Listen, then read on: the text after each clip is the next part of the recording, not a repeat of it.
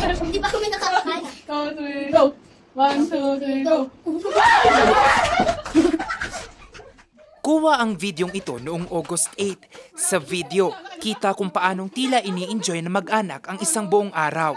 Malakas na ang buhos ng ulan noon. Pero ang tawanan, kwelang mga pakulo, tanging sa video na lamang muling masisilayan. Tatlo kasi sa mga taong nasa video, nasawi sa isang malagim na trahedya pasado alas 7 ng gabi kagabi, August 9. Ang kanilang bahay kasi, isa sa mga natabunan ng gumuhong lupa sa barangay Gisadsurong, Baguio City.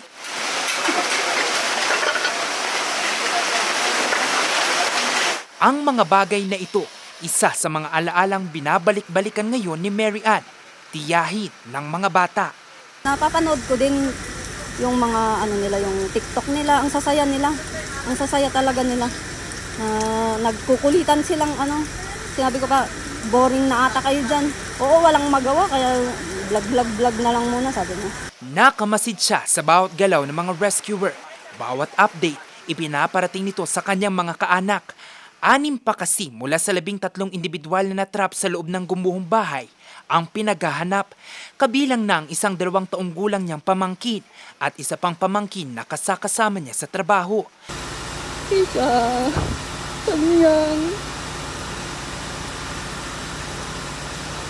Hindi ko masabi kasi araw-araw ko kasama yun. Lalo yung bata sila nung nag-open dun sa shop.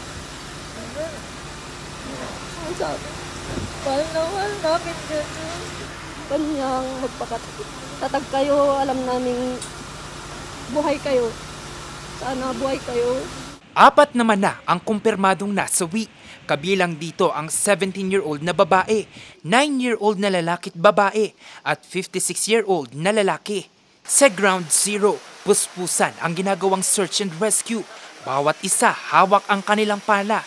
Maingat ang kanilang pagbubungkal. Nasa 150 volunteer ang nagre-relyebo sa paghukay. Kabilang na ang isang rescue dog.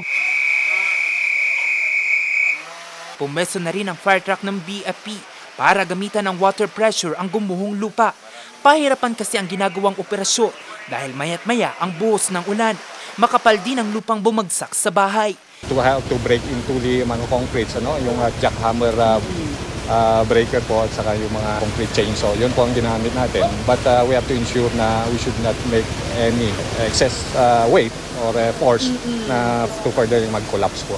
Bumisita naman kanina si Baguio City Mayor Benjamin Magalong.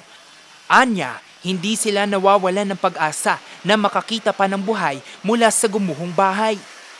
Kaya we're still hoping na sana yung 6 na missing pa, someone is still out there, waiting to be saved. Kaya naman nakita nyo, kahit na matindi yung ulan, lalo na kagabi, kanina madaling araw, matindi yung ulan. At napakadelikado ng lugar na yan, looking at the slope. Hindi bumibigay yung ating mga rescuers. Sa ngayon, nagkaroon na ng forced evacuation sa mga residente malapit sa Ground Zero. Nananatili sila sa isang paaralan, kabilang na ang pamilya ni Angelica. Malakas po yung ulan, tapos bigla pong may lumagabog. Kaya tapos nagsisigawan, nasa taas din po kami. Wala kaming alam din. Tapos nakita na lang po namin sa na may nagla-live na gumuho yung bahay nila. Kaya natakot na din po ako baby pa po yung anak ko, tapos buntis pa din po. Samantala, magkasunod naman na nahanap ang katawan ng 2 taong gulang na biktima at ng isa pang babae. Dahilan para sumampa na sa 6 ang bilang ng mga nasawi. 5 naman ang patuloy pang hinahanap. Sa ngayon, panalangin ng pamilya ang tuluyang pagkakahanap sa nalalabi nilang mga kaanak. Jose Robert Invento, RNG News.